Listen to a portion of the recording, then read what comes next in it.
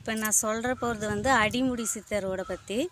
கிரிவல பாதையில் கௌதம் ஆசிரம் ஆப்போசிட்டில் வந்து அடிமுடி சித்தர் இருக்குது. பக்கத்துலேயே ஒரு ஹாஸ்டல் இருக்குது. அந்த ஹாஸ்டலில் தான் நான் வந்து படித்தேன்.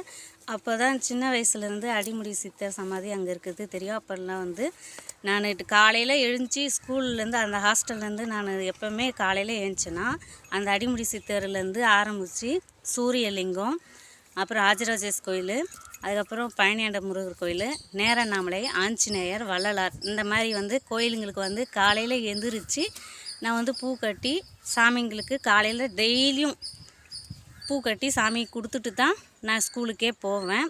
அது சின்ன வயசுலேருந்து அது தொடர்ந்து அந்த மாதிரி செஞ்சு பழக்கம். யாருக்கும் இந்த மாதிரி ரூல்ஸ் வந்து கொடுத்ததில்ல பசங்களுக்கு.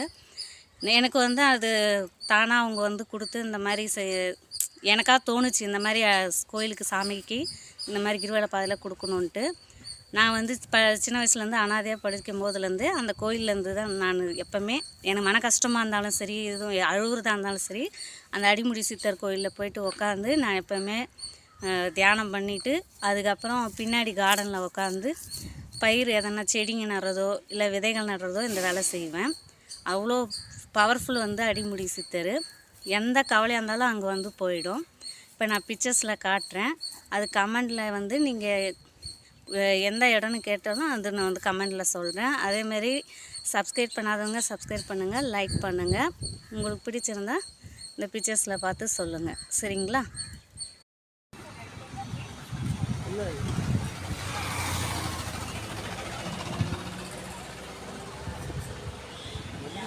கொஞ்சம் தள்ளிக்கிங்க.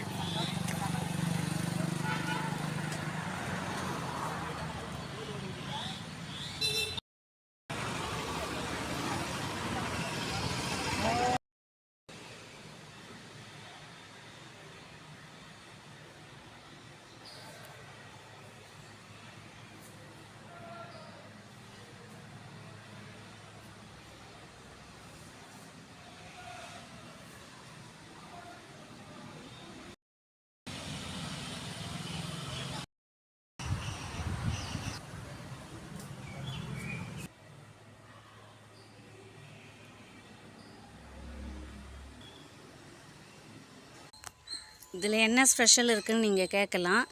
ஏன்னா இது பெரிய கோயில், தீபமலை, சின்ன மலை, அதுக்கப்புறம் அடிமுடி சித்தர், இந்த லைனாக வரிசையாக வந்து ஒரே ஈக்குவலாக இருக்கும்.